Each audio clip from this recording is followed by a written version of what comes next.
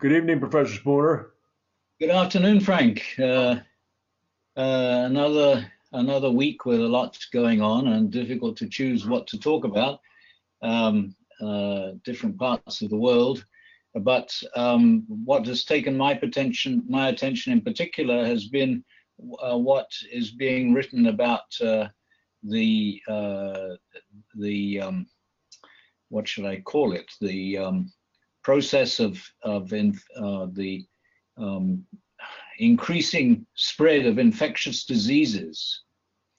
I mean, there's two, of course, have been very much in the news in the last, in recent times. One was Ebola in West Africa, and another one was Zika in Shush. the world.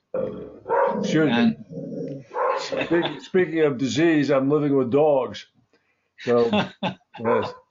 Well, part of I mean, the disease has become a different sort of problem from what it was, not just 100 years ago, but even 20 or 30 years ago, because there's so much increase in the amount of human movement.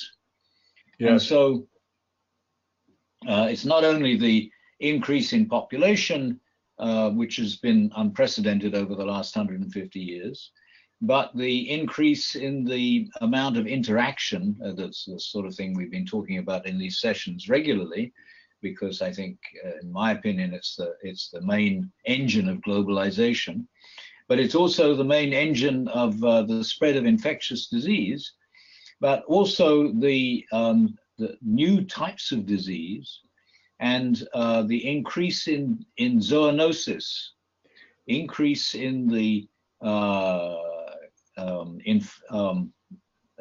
movement of disease back and forth between humans and other species. Yes. Is becoming a bigger and bigger problem. So, of course, I think most people know that HIV is a zoonotic disease, and most of these other new diseases are zoonotic. And that's not really because, I mean, I would imagine fewer, apart from those of us who have cats and dogs, fewer of us have close, intimate relationships with other species of animals now than was the case in the past, because we're all so far removed from the actual production of food, and we don't usually spend our holidays in places where there are lots of wild species that might be a source of infection. However, apparently in Africa, it's a major source of infectious disease in Africa in particular. So that means that on the one hand, there's a problem in the number of doctors per head of population in a number of parts of the world.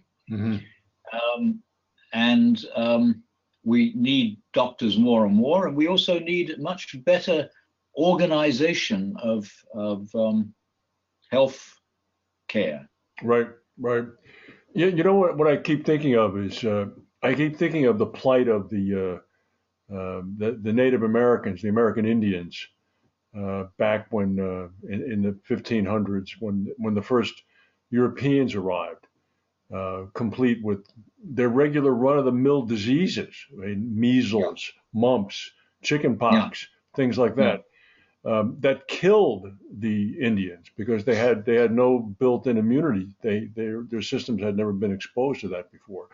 So that's a pretty basic experiment as to how a very wide population spread out over a fairly large geographic area was done to some extent in many isolated instances by relatively simple diseases. Now, of course, smallpox was equally lethal to both Europeans and to Indians.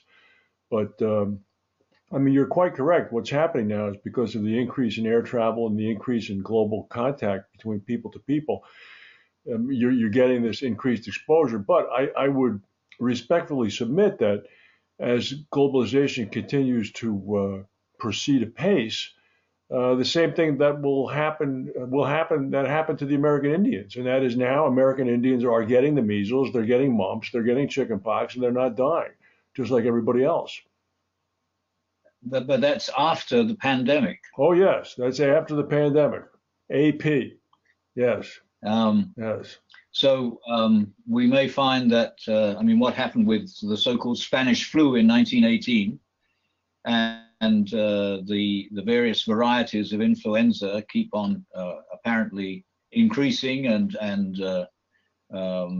making it more and more difficult every year to produce a workable, really useful vaccine. hmm And this year in particular has been very bad for yes, influenza. yes, And that's just one disease. yes.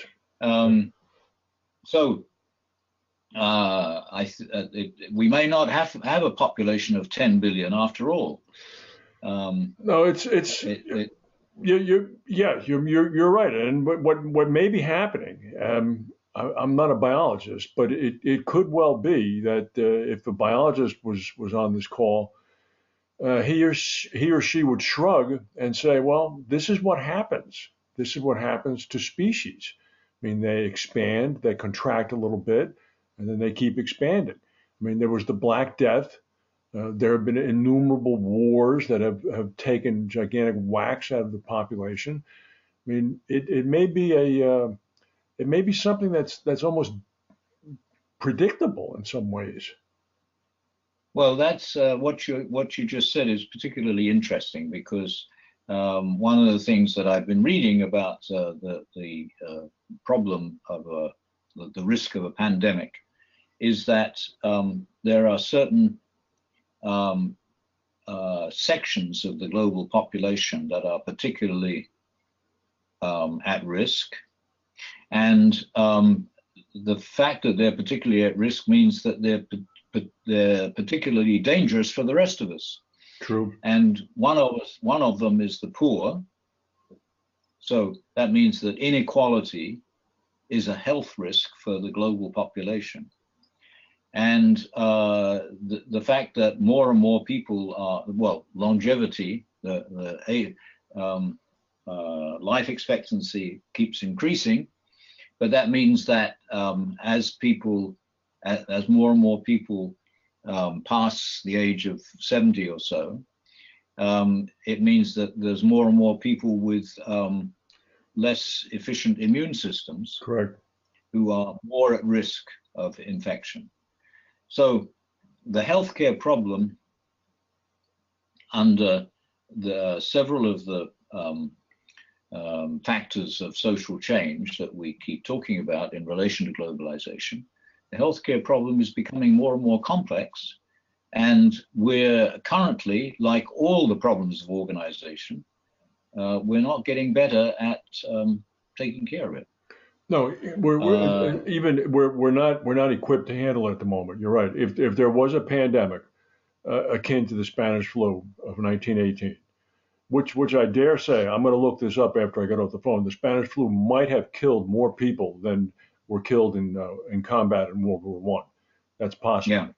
All right. But if something like that was to hit again on the scale to match the current population, it couldn't be handled by the existing health systems. Yeah. No, the numbers were amazing in 1918, and they were much more what should I say amazing then than they have been since, because that is in terms of proportion of the larger national populations, they were much larger. But you're right though. Excuse me for interrupting. I ran a race today in Philadelphia, the Broad Street Run, the 10-mile race. There were 36,000 people in the race, and you're packed in, running down Broad Street. So people are sweating, they're spitting. I mean, you're jostling people, and these are people coming from, I don't know, how many different counties? Do you want to add them up? Maybe 50 different counties. People all converging in Center City, Philadelphia at 6 o'clock in the morning, all right, or up by Temple at Only Station. And it did occur to me, I'm being exposed to an awful lot of germs here. I mean, that did occur to me. And plus You were there at 6 o'clock in the morning? I was. Plus it's the kind of germ exposure, not like in a meeting where if somebody coughs, or this is like people running and sweating and spitting. It's like, I just, and then if you have to use one of those porta potties, I mean, you want to jump into a disinfectant bath after that. So and these events didn't happen 50 years or 100 years ago on this scale. So Huh. anything's possible now. It's very And you say there were 36,000 people there 36,000 people ran down Broad Street. from Temple to where? Temple to the Philadelphia Navy Yard. Really? Every year And how they many do it. miles is that? 10 miles. It's the largest road race in 10 the miles. United States. Huh. Yeah. And it was safe. The Safe. police managed to Oh, no, keep people. there's more. Yes, it's very well organized and very safe. Yeah, that's not a problem. The problem is that there's too many people there. So Well, that's absolutely amazing. I'll have to read about that. But there is really an increasing problem of infection because of things like that. There are more and more people coming together yes, in so many different sorts of situations that we're not prepared for. We don't think of it in advance. We just suddenly find ourselves in these situations, and then it's too late. hmm So